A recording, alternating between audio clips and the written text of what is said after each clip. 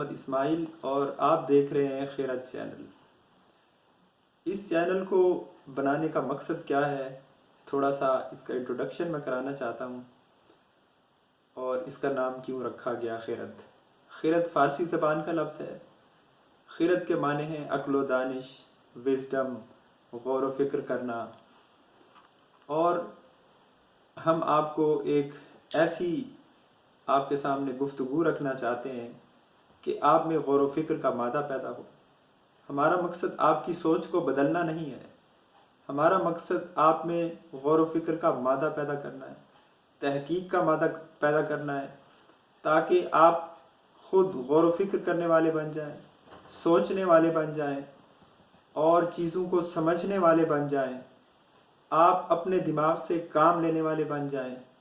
آپ کی ہر معاملے میں ایک جینون رائے ہونی چاہیے۔ سنی سنائی باتوں کو لے کر آپ اپنی رائے نہ بنائیں۔ صحت کے معاملے میں، مذہب کے معاملے میں، سیاست کے معاملے میں، عالمی حالات کے معاملے میں زیادہ تر ہمارا طرز عمل یہ ہے کہ ہم سنی سنائی باتوں پر اعتماد کرتے ہیں، یا جو ہمارا میڈیا ہمیں دکھانا چاہتا ہے ہم اسی کو اپنا موقف سمجھتے ہیں۔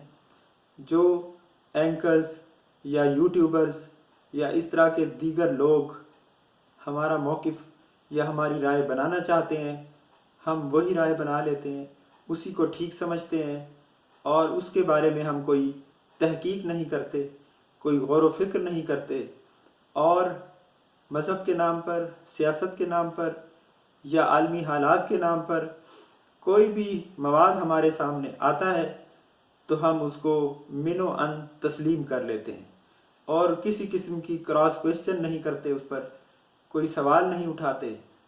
تو خیرت چینل کا مقصد یہ ہے کہ ہم سوال اٹھائیں، غور و فکر کریں، اور کوئی بھی بات جو غیر مستند ہو اس کی تحقیق کریں۔ ہر سنی سنائی بات کو مستند نہ مانیں، اس کو اتھینٹک نہ مانیں۔ جب تک ہم غور و فکر نہیں کریں گے، سوچیں گے نہیں، تو پھر ہم انسانوں کی صف میں نہیں ہوں گے۔ انسانوں اور جانوروں میں یہی فرق ہے کہ انسان سوچتے سمجھتے ہیں، انسان نئی ایجادات کرتے ہیں، نئی دنیائیں تخلیق کرتے ہیں، اور بہت کچھ سامنے لاتے ہیں۔ آپ یہ دیکھیں، پچھلے 10,000 سال میں انسان کروڑوں اربوں چیزیں بنا چکا ہے، لیکن کسی جانور نے کوئی انوینشن نہیں کی، کوئی نئی سوچ نہیں لائے۔ نہ کسی جانور نے کوئی شعر کہا ہے، نہ کہانی لکھی ہے، نہ افسانہ لکھا ہے، نہ اس نے کار بنائی ہے، نہ گھر بنانے کی کوئی ٹیکنیک وہ سامنے لایا ہے۔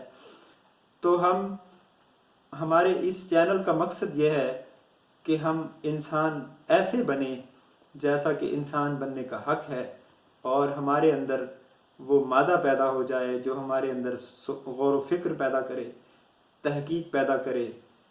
ایک حدیث میں ارشاد ہے، کفا بالمرء کاذبا ان یحدث بکل ما سمع، انسان کے جھوٹا ہونے کے لیے کافی ہے کہ وہ سنی سنائی بات کو بیان کرے۔